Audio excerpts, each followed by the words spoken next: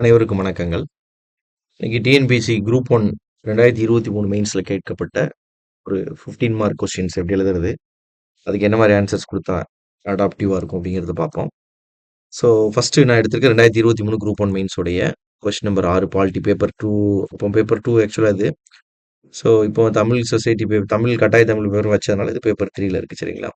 So question number 6 பாருங்க, என்ன கொடுத்துருக்காங்க அப்படின்னா, டாக்ட்ரின் ஆஃப் கான்ஸ்டிடியூஷனல் மொராலிட்டி அப்படின்னு சொல்றாங்க. 6th question.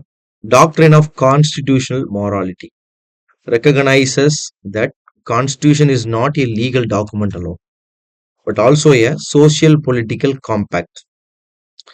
Elucidates the elements of constitutional morality. அதாவது பேசிக் ஸ்ட்ரக்சர்னு சொல்றோம் இல்லையா, அந்த கேள்வியை தான் கொஞ்சம் வித்தியாசமா கேட்டிருக்காங்க. இதே question doctrine of basic structure doctrine recognises அப்படின்னு சொன்னோம்னா நம்ம ஈஸியாக ஆன்சர் பண்ணுவோம். அதே மாதிரி இந்த இடத்துல கான்ஸ்டிடியூஷனல் மாராலிட்டி, மாரல் அப்படிங்கிறது என்ன அப்படின்னா ஒரு நல்ல அறம் சம்பந்தப்பட்ட விஷயங்கள்னு சொல்றது. தமிழ்ல என்ன சொல்றாங்க பாருங்க, அரசியலமைப்பு அறநெறி கோட்பாடு என்பது சட்டப்பூர்வ ஆவணம் மட்டுமல்ல, மாறாக இது ஒரு சமூக மற்றும் அரசியல் ஒப்பந்தம் என்றும் அங்கீகரிக்கிறது. அரசியலமைப்பு அறநெறி கோட்பாட்டின் கூறுகளை தெளிவுபடுத்துக. இப்போ உதாரணத்துக்கு, இப்போ கான்ஸ்டிடியூஷன் புக் அப்படிங்கிறது என்ன அப்படின்னு கேட்டா, அதுல நிறைய லாஸ் இருக்கு, சட்டங்களாக இருக்கு. இந்த சட்டங்கள் மட்டும்தான் நம்மளை வழி நடத்துதா அப்படின்னு பாத்தீங்கன்னா, இப்ப சட்டத்திற்கு முன் அனைவரும் சமம்னு ஆர்டிகிள் 14 ஒரு நம்பர்ல சொல்லியிருக்காங்க. இப்படி எழுதி வைக்கப்பட்ட விஷயங்களை வச்சு மட்டும்தான் நம்ம சட்டத்தை அண்டர்ஸ்டாண்ட் பண்ணிக்கிறோமா அப்படின்னு கேட்டா அப்படி கிடையாது. வெறும் எழுதப்பட்ட இந்த லீகல் கான்டெக்ட்ல மட்டும் அதை நம்ம எடுத்துக்கிறது கிடையாது.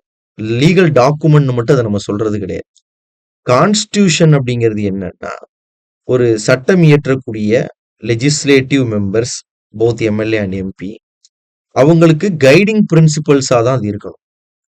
இது வெறும் ஏதோ இந்த டெலிஃபோன் டைரக்டரிஸ்ல உள்ள நம்பர்ஸை மட்டும் யூஸ் பண்ற மாதிரி, இதுல இருக்குன்னா செய்வேன், இல்லைன்னா செய்ய மாட்டேன் அப்படிங்கிறதுக்காக முன்னோர்கள் கொடுத்த வெறும் ஆவண புத்தகம் மட்டும் அது கிடையாது. அதுக்கு நிறைய மாரல் வழி இருக்கு, அதுக்கும் உயிர் இருக்கு. நம்ம கான்ஸ்டிடியூஷன் புக்குக்கு என்ன இருக்கு? உயிர் இருக்கு. அதுவும் பேசும். அதுக்கும் நிறைய மாரல் சென்டிமெண்ட்ஸ்லாம் இருக்கு. மற்ற நாட்டோட அரசியலமைப்பு நம்ம நாட்டோட அரசியலமைப்பு இவ்வளவு பெரிய வாஸ்ட் நேச்சரா இருக்கு இல்லையா, ரொம்ப வைடா இருக்கு.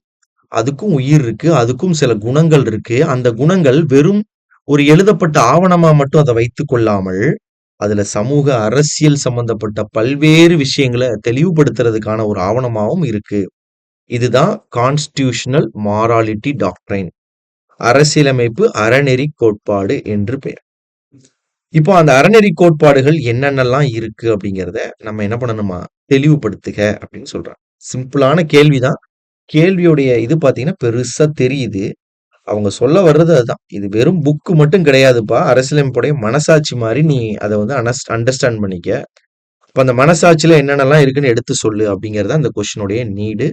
இந்த கொஸ்டினுடைய டெஃபைன் பண்றது அதுதான் டிஃபைன் பண்ணுது. சரி, first doctrine of constitutional morality, அதாவது பொதுவாகவே எதையாவது ஒன்று விளக்குனா அதுக்கு பேர் கோட்பாடு, அவ்வளவுதான். பொதுவாக ஏதாவது ஒரு விளக்கம் பொழுது அது கோட்பாடுன்னு நம்ம சொல்லுவோம். அப்படி டாக்டர் பி.ஆர். அம்பேத்கர் இந்த கான்ஸ்டிடியூஷன்ல இந்த இடத்துல இந்த கான்ஸ்டிடியூஷன் மாராலிட்டி அப்படிங்கிற ஒரு கோட்பாடை அவர் முன்மொழிஞ்சிருக்காரு பல இடங்கள்ல. ஏன்னா வெறும் சட்ட புத்தகம் மட்டும் நம்ம பார்க்க கூடாது. சட்ட புத்தகத்தை மட்டுமே பார்த்து இதுல அப்படித்தானே எழுதியிருக்கு, அதனால அப்படிதான் செய்வேன்னு எடுக்கக்கூடாது. காலம் காலமாக மாற மாற மாற மனிதனுடைய பிஹேவியர்ஸும் மாறிக்கிட்டே இருக்கும். 1950ல உள்ள சட்ட திட்டங்களை இன்னைக்கு நம்ம பயன்படுத்த முடியுமான்னு கேட்ட கிடையாது. ஃபார் எக்ஸாம்பிளுக்கு பாத்தீங்கன்னா 2018க்கு முன்னாடி வரைக்கும் LGBTQ அப்படின்னு சொல்லக்கூடிய சில பிரிவினர் இருக்கிறாங்க. அந்த பிரிவினர் பாத்தீங்கன்னா தன் இனத்தோடைய பாலியல் உறவு வைத்துக்கொள்ள விரும்புறாங்க. இது அவங்களுடைய தனிப்பட்ட விருப்பம். ஆனா பிரிட்டிஷ் காலகட்டத்தில் எழுதப்பட்ட IPC 377 அப்படிங்கிற பிரிவு என்ன சொல்லுது அப்படின்னா, இயற்கைக்கு மாறான பாலியல் உறவுகள் ஒரு தண்டனைக்குரிய குற்றம், கிரிமினலைஸ்ட் பனிஷ்மெண்ட் அதுக்கு கொடுக்க வேண்டியது அப்படின்னு சொல்லுது 377 ஒரு விதி. அப்போ இது எப்ப எழுதப்பட்டுச்சுன்னா 1860ல எழுதப்பட்ட ஒரு கான்செப்ட்.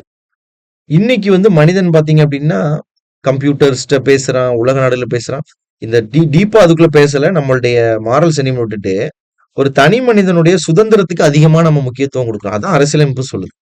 அப்படி பார்க்கும்போது 2018ல உச்சநீதிமன்றம் தீர்ப்பு என்ன குடுத்துடுறாங்கன்னா, 317 படி இந்த ஐபிசில இருக்கக்கூடிய இந்த 317 விதியில இயற்கைக்கு மாறாக பாலியல் உறவுகள் கொள்ளுவது, அதாவது இந்த எல்ஜிபிடிக்யூன்னு சொல்லக்கூடிய அந்த உறவு பெரிய தவறு கிடையாது. அது அவங்களுடைய தனிநபர் சுதந்திரம் அப்படிங்கிற ஒரு வரையறைக்குள்ள அத எடுத்துக்கிட்டு, இதுக்கு ஒரு விடுதலை குடுத்திருக்கிறாங்க. சோ இதுதான் கான்ஸ்டிடியூஷனல் மாராலிட்டி டாக்டரைன் அப்படின்னு சொல்றது. அதாவது இதுல எழுதியிருக்குல்ல நான் அதான் செய்வேன். அதுல 377 தண்டனைக்குரிய குற்றம் அவ்வளவுதான். நான் எதையுமே பார்க்க மாட்டேன். எனக்கு எதுவும் பார்க்கறதுக்குலாம் இன்ட்ரெஸ்ட் கிடையாது. ஜஸ்ட் புக்ல என்ன இருக்கு அதுக்கு நான் பதில் சொல்லிட்டு போவேன் அப்படிங்கிறது கிடையாது. அதான் டாக்டரைன் ஆஃப் கான்ஸ்டிடியூஷனல் மாராலிட்டி. அதாவது என்ன சொல்றாங்க, adherence of the core principles incident in the constitution. Core principles என்னன்னு புரிஞ்சுக்கணும். 395 ஆர்டிகிள மனப்பாடம் பண்ணக்கூடாது. அந்த 395 ஆர்டிகிள்ல நமக்கு என்ன புரிய வருது அப்படின்னா, அரசியலமைப்பு ஈக்குவாலிட்டிங்கிறத சொல்லுது. அரசியலமைப்பு ஃப்ராட்டர்னிட்டிங்கிறத சொல்லுது. அரசியலமைப்புல இந்த இடத்துல இத பத்தி சொல்லியிருக்கு. சோசியலிசம் இந்த இடத்துல வருது. இந்த இடத்துல வந்து பாத்தீங்கன்னா, செக்யூலரிசம் பேசுது. இதுதான் அதோட கோர் பிரின்சிபல்ஸ். இத வச்சு தான் உருவாக்கி இருப்பாங்க ஆர்டிகிள்ஸ. வெறும் ஆர்டிகிள மனப்பாடம் பண்ணக்கூடாது. வாய்ப்பாடு படிச்ச மாதிரி மனப்பாடம் பண்ண தேவையில்ல. இந்த பிரின்சிபல்ஸ் அடிப்படையில தான் ஆர்டிகிள் உருவாயிருக்கு. இப்ப சமத்துவம்னு ஒண்ணு வேணும்னு இருக்க போய் தான் ஆர்டிகிள் 14, 15, 16, 17, 18லாம் வந்திருக்கு. அதத்தான் புரிஞ்சுக்கணும். அதான் கோர் பிரின்சிபல். இப்போ இந்த இடத்துல கோர் பிரின்சிபல்ஸ் கான்ஸ்டிடியூஷன்ல என்ன இருக்கும் அதை ஃபாலோ பண்ணணும். Beyond literary text. Literal text அப்படின்னா சும்மா எழுதி இருக்குங்கிறதுக்காக மட்டும் இல்லாம கோர் பிரின்சிபலை நம்ம ஸ்ட்ராங்கா ஃபாலோ பண்றது. இதுதான் கான்ஸ்டிடியூஷனை என்ன சொல்லுது அப்படின்னா, ஒரு சாதாரண லீகல் டாக்குமெண்டா கருதக்கூடாது. அதுல சோசியோ பொலிட்டிக்கல் காம்பாக்ட் உள்ள இருக்குன்னு நம்ம எடுத்துக்கணும். சரி, கான்ஸ்டிடியூஷனல் மாராலிட்டி இதை சொன்னவர் யார் அப்படின்னா டாக்டர் பி.ஆர். அம்பேத்கர். இதோட மீனிங் என்ன அப்படின்னு பாத்தீங்கன்னா, respect for the constitutional form of government. அரசியலமைப்பு சார்ந்த ஒரு அரசாங்கத்திற்கு மரியாதை செலுத்துவது. இதுல என்ன ரெப்ரசன்ட் பண்றாங்க அப்படின்னா, values of the society. So values of the society நம்ம சமுதாயத்துடைய மதிப்புகளை ரெப்ரசன்ட் பண்ணி முன்னிறுத்துவது தான் இதோடைய மதிப்பு. இன்னைக்கு என்ன பிரச்சனை, 1900 இருந்த பிரச்சனை இன்னைக்கு முன்னாடி இருக்காது. நிறைய அட்ரஸ் பண்ணியிருப்போம். அப்போ கான்ஸ்டிடியூஷன் அதுக்கு ஏத்தாப்புல மாத்திக்கணும். அரசியலமைப்பு வெறும் எழுதின புக்கு அதை அப்படியே வச்சுக்கலாம் அப்படின்னு இருக்கக்கூடாது. இப்போ நம்மளே 2015ல ஒரு சிலபஸ் போடுறாங்க ஸ்கூல் புக்ல, அதே போதும் அவ்வளவுதான்ப்பா இனி அப்படியே வச்சுக்கோன்னு நம்ம விடுறது கிடையாது. இன்னைக்கு இருக்கக்கூடிய சில மேட்டர்ஸையும் 2020ல புக்ல சேர்க்கிறோம், மாணவர்கள் தெரிஞ்சுக்கிட்டு. அதுதான் அந்த மாராலிட்டி அப்படிங்கிறது. சரி, இப்போ கான்ஸ்டிடியூஷன்ங்கிறது is not only legal document. Because இது ஏன் வெறும் டாக்குமெண்ட் மட்டும் இல்லைன்னு நான் சொல்றேன்னா, பிகாஸ் இதுல என்ன சொல்லியிருக்குன்னா, லிபர்ட்டி, ஜஸ்டிஸ் இது ரெண்டையும் எப்பவுமே வெளிப்படுத்துவதுதான் அதோடைய உத்வேகமா இருக்கு. எப்பவுமே சட்டமா மட்டும் இல்ல, நாட் ஜஸ்ட் இன் லாஸ், வெறும் சட்டத்துல மட்டும் இல்ல, எல்லா இடத்துலயும் சுதந்திரத்தையும் நீதியையும் நிலைநாட்டுவது அதோடைய நோக்கம். ரெண்டாவது, guiding principles of lawmakers. மூணாவது, கான்ஸ்டிடியூஷனல் வேல்யூஸ் தான் நம்ம அப்ஹோல்டு பண்ணணும். இப்போ உதாரணத்துக்கு ஒரு சட்டம் இருக்கு, அந்த சட்டத்துல உள்ள கூறுகள் எதுவுமே பெரிய லெவல்ல அட்ரஸ் பண்ண மாட்டேங்குது ஒரு பிரச்சனையே. ஒரு சட்டம் ஏற்றி வச்சிருக்காங்க, சட்டம் இருக்கதான்ப்பா செய்யுது. இந்த எம்ஜிஆர் படத்துல பாட்டுல சொன்ன மாதிரி, திட்டம் போட்டு திருடுற கூட்டம் திருடிக்கிட்டே இருக்கு, அதை சட்டம் போட்டு தடுக்கிற கூட்டம் தடுத்துக்கிட்டே இருக்கு. சட்டங்கிறது இருந்துகிட்டே தான் இருக்கு, ஆனா எஃபெக்டிவா இருக்கா? அப்ப எஃபெக்டிவா இல்லாத ஒரு எக்ஸிஸ்டிங் லா தெளிவு இல்லாம இருந்துச்சுன்னா, அந்த இடத்துல நம்ம கான்ஸ்டிடியூஷனுடைய வேல்யூ தான் அப்ஹோல்டு பண்ணணும். அரசியலமைப்பு சொல்ல வர்றதா நிலைநாட்டணுமே தவிர அந்த இடத்துல சட்டத்தில் உள்ள ஓட்டையை பயன்படுத்தக்கூடாது. ஃபோர்த் ஒன், கல்ச்சர் ஆஃப் டாலரன்ஸ்னு சொல்றோம். டாலரன்ஸ்னா எல்லாருடைய மதிப்பையும் நம்ம வந்து சரிசமமா பார்க்கணும். நான் ஒரு கிறிஸ்டியனா இருக்கலாம், கான்ஸ்டிடியூஷனல் மேக் பண்ணும்போது நான் ஒரு கிறிஸ்டியன், நான் ஒரு ஹிந்துவா இருக்கலாம். ஆனா எல்லாருடைய வேல்யூ அங்க ரெஸ்பெக்ட் பண்ற மாதிரி இருக்கணும். டிஸ்கிரிமினேட் பண்ணிடக்கூடாது. அதான் டாலரன்ஸ் அப்படிங்கிறது. ஸோ இது எல்லாத்தையுமே போதிக்கிறதுனால கான்ஸ்டிடியூஷனை நான் வெறும் என்ன சொல்றது கிடையாது, அதை ஒரு வெறும் டாக்குமெண்ட்னு என்னால் எடுத்துக்கிட முடியாது. சரி, இப்போ வந்து கீ எலமெண்ட்டுக்கு வரேன். கொஸ்டின்ல கேட்ட கீ எலமெண்ட்ஸ் என்னென்ன எலமெண்ட்ஸ்லாம் அப்படி மாராலிட்டியை வெளிக்காட்டுது. ஒன்னு, ரூல் ஆஃப் லா, சட்டத்தின்படி தான் ஆட்சி. ஆர்டிகிள் 14 இருக்கு, ஈக்குவாலிட்டி பிஃபோர் லா. எல்லாருக்குமே ஈக்குவாலிட்டி பிஃபோர் லா தான். ஸோ ஸ்டேட், அரசு எப்பவுமே என்ன இருக்கணும், லீகலி ஜஸ்டிஃபைடா இருக்கணும். எல்லாரும் அவங்களுடைய செயல்பாடுகளை சட்டப்படி தான் நியாயப்படுத்தணும். மனசாட்சிப்படிலாம் இங்க பேசுறதுக்கு ஒண்ணும் கிடையாது. எல்லாமே சட்டப்படி, ரூல் தான். சட்டத்தின் அடிப்படையில தான் ஆட்சி நடக்கும். ஒவ்வொரு பணியாளர், அரசுல இருக்கக்கூடிய பிரசிடென்ட், பிரைம் மினிஸ்டர்ஸ் எல்லாருமே இந்த சட்டத்துக்கு கட்டுப்பட்டவங்களா மாறுறாங்க. Second one democratic value. இது ஒரு பிரின்சிபல். ஆர்டிகல் 326 இருக்கா, ஃப்ரீ அண்ட் ஃபேர் எலெக்ஷன்ஸ் தான் நம்ம நடத்தணும். அப்பதான் அக்கௌண்டபிள் கவர்னன்ஸ், பொறுப்புள்ள அரசாங்கத்தை நிறுவ முடியும். Third one freedom and individual dignity. சுதந்திரத்தை நமக்கு வலியுறுத்துது அரசியலமைப்பு சாசனம். அதான் மாரல், அந்த மாராலிட்டியில இருக்கக்கூடிய ஒரு விஷயம். என்னது? ரைட் டு ஸ்பீச், ரிலிஜன், இந்த உரிமைகள்லாம் சொல்லப்பட்டிருக்கு. ஆர்டிகல் 19, 25, 27. நவ்தேஜ் சிங் ஜோஹர் கேஸ் 2018. இவர் ஒரு டான்ஸ் கோரியோகிராஃபர்.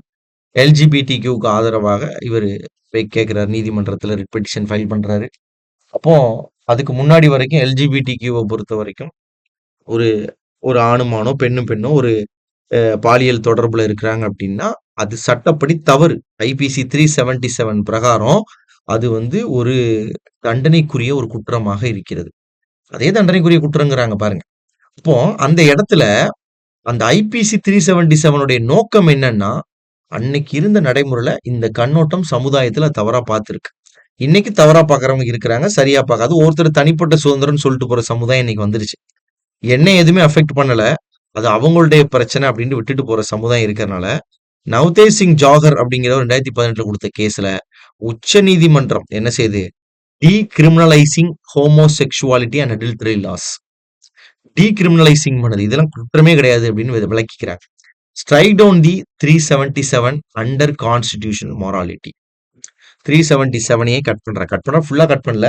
அதுல இருக்கக்கூடிய சில ப்ரூட்டாலிட்டி, கம்பல்ஷன், ஃபோர்சிபிள் பெனிட்ரேஷன் அதெல்லாம் இருக்கு. இந்த ஏரியாவை மட்டும் கட் பண்றோம். Fourth one justice and equality. எங்கேயுமே சமதர்மத்தை நாம் நிலைநாட்டணும், சமமின்மையை ரிமூவ் பண்ணணும்.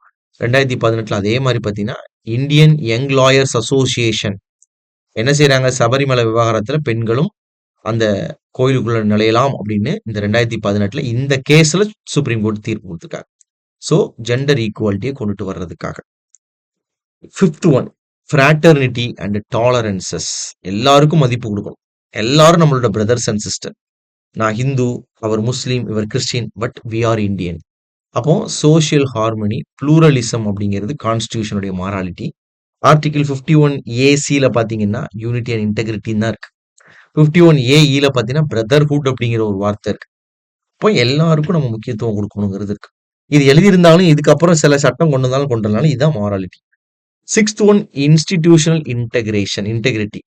ஸோ இண்டிபெண்டா சில இன்ஸ்டிடியூஷன்ஸ் இருக்கு. For example CAG, election commission, அவங்க எல்லாம் இன்னைக்கு வரைக்குமே தனியா தான் இருக்கிறாங்க. அவங்கள கட்டுப்படுத்துற மாதிரி சட்டம் நம்ம கொண்டு வர முடியாது. ஃபார் எக்ஸாம்பிளுக்கு CAG, election commission individual bodies. இவங்களை ஏன் இப்படி செய்யறாங்கன்னா பொலிட்டிகைசேஷன் சொல்றோம். இதுக்குள்ளே அரசியல் உள்ள நுழையக்கூடாது. அரசியல் எது வரைக்கும் நுழையணுமோ அது வரைக்கும் நுழையலாம். எலெக்ஷன் கமிஷனுக்குள்ளே அரசியல் நுழைஞ்சிருச்சுன்னு என்ன ஆகும்? தேர்தலும் ஃபேரா இருக்காது. அதுக்கப்புறம் நடக்கக்கூடிய எந்த நடைமுறைகளும் சரியா இருக்காது. 7 கான்ஸ்டிடியூஷனல் ப்ருடன்ஸ். அதாவது அரசியலமைப்பு விவேகம்னு சொல்றோம் இந்த இடத்த. அதாவது விவேகம்னா உடனுக்குடனே முடிவெடுக்க கூடாது. பேலன்ஸ்டான இன்டர்பிரிட்டேஷன்ஸ், தீர்ப்புகளும் விளக்கங்களும் ரொம்ப சமமாக்கப்பட்டதாக இருக்க வேண்டும். So adapts to changing times. காலம் மாறும் பொழுது கான்ஸ்டிடியூஷனும் விவேகமாக அதை ஏற்றுக்கொள்ள வேண்டும். அரசியலமைப்பு ஏத்துக்கிடணும். இல்ல நான் இன்னும் அந்த நடைமுறையில தான் இருப்பேன். எனக்கு அரசியலமைப்பு கொடுத்தவங்க 1950ல எழுதுனாங்க. இல்ல நான் அந்த முறையில தான் நான் அதை பார்ப்பேன்னு சொல்லக்கூடாது. இன்னைக்குள்ள சமுதாயம் இன்டர்நெட்டுங்கிற ஆக்சஸ்ங்கிறாங்க. இன்னைக்கு சமுதாயத்துல பெண்களுக்கு முன்னுரிமை இல்ல. அரசியலமைப்புல நிறைய இடத்துல விலக்குகள் கொடுத்திருந்தாங்க. இன்னைக்கு பெண்களுக்கு நிறைய இடத்துல முக்கியத்துவம் கொடுக்கப்படுது. இதுவே நாளைக்கு மாறிடுச்சுன்னா சத்தியத்துக்கு முன் சமத்துவம்ங்கிற ஒரு கான்செப்டே எல்லாருமே சமமா மாறிட்டாங்கன்னா அந்த கான்செப்டே அரசியலமைப்புல இருக்க போறது கிடையாது. Right to constitutional remedies. இன்னைக்குமே என்ன செய்ய வேண்டியிருக்கு? நமக்கு சட்டமன்றங்களும் பாராளுமன்றமும் எக்ஸிக்யூட்டிவ்ஸும் ஃபெயிலியர் ஆகும்போது உச்சநீதிமன்றத்தையும் உயர் நீதிமன்றத்தையும் நம்ம நாடி ரிட் ஜூரிஸ்டிக்ஷன் பவரை பயன்படுத்த முடியும். 32(226). கடைசி article 13 judicial review power to supreme court. So supreme கோர்ட்டுக்கும் சில ஜுடிஷியல் ரிவ்யூ பவர் இருக்கு. என் வேலை என்ன? நான் ஏதாவது அரசியலமைப்புல நீதியை சொல்லிட்டு போயிட்டே இருப்பேன் அப்படின்னு இல்லாம சட்டமும் நிர்வாகம் செய்யக்கூடிய பிரச்சனையில நீதித்துறை தலையிடுது இல்லையா? இதுக்கு தான் writ jurisdiction power, judicial review பவர்னு பேர். சரி, இப்போ இதுக்காக என்னென்ன ரெக்கக்னைசேஷன்லாம் கிடைச்சிருக்கு நீதிமன்றத்துல அப்படின்னு பார்க்கும் பொழுது, ஃபர்ஸ்ட் நான் சொன்ன 377 அடல்டரி லாஸ் இதெல்லாம் என்ன பண்ணிட்டாங்க? ஸ்ட்ரைக் டவுன் பண்ணிட்டாங்க. இதெல்லாம் ரெக்ரெசிவ் லாஸ்ங்கிறாங்க. அதாவது பிற்போக்கான சில சட்டங்களாக அந்த காலகட்டத்தில் இருந்திருக்கு அப்படிங்கிறாங்க. இப்போ நம்ம முற்போக்கா வர்றோம். இப்ப இது முற்போக்கா அப்படின்னு கேட்டீங்கன்னா, அது நான் பதில் சொல்ல முடியாது. உச்சநீதிமன்றம் அத விலக்கியிருக்கு அவ்வளவுதான். நான் தனிநபர் ஒரு நீதிபதியா அந்த இடத்துல செயல்படணும். உச்சநீதிமன்றம் சொல்லியிருக்காங்க 377 ஸ்ட்ரைக் டவுன் பண்ண. 2வது எக்ஸ்பேண்டபிள் ரைட்ஸ். எக்ஸ்பேண்டபிள் ரைட்ஸ்னா முன்னாடி காலத்துல பேசுறதுங்கிறது உரிமையா இருந்துச்சு. இன்னைக்கெல்லாம் லைஃப் பார்ட்னர சூஸ் பண்றதுல இருந்து அ இறப்பது கூட ரைட் டு டைங்கிறது கூட உரிமைங்கிறான். ஸோ அந்த அளவுக்கு ரைட்ஸ்ங்கிறது எக்ஸ்பேண்ட் ஆகிட்டே இருக்கு காலம் காலமாக. ஸோ கன்க்ளூஷன் என்ன சொல்றேன்னா, இந்த இடத்துல கான்ஸ்டிடியூஷனல் மாராலிட்டிய தான் நம்ம அப்ஹோல்டு பண்ணணும். வெறும் விதிகள அப்ஹோல்ட் பண்ணக்கூடாது. So holding constitutional morality is essential for preserving constitutional democracy. So அரசியலமைப்பு ரீதியாக கொடுக்கப்பட்ட இந்த நல்லெண்ணங்களை நாம் உயர்த்தி பிடிக்கும் பொழுது மட்டும்தான் இந்த அரசியலமைப்பு ரீதியான மக்களாட்சியை நாம் பாதுகாக்க முடியும் அப்படிங்கிறது இந்த இடத்துல ஒரு கன்க்ளூஷனா நம்ம கொடுக்குறோம். தேங்க்யூ. சுரேஷ் IAS அகாடமி வெற்றியின் முகவர்.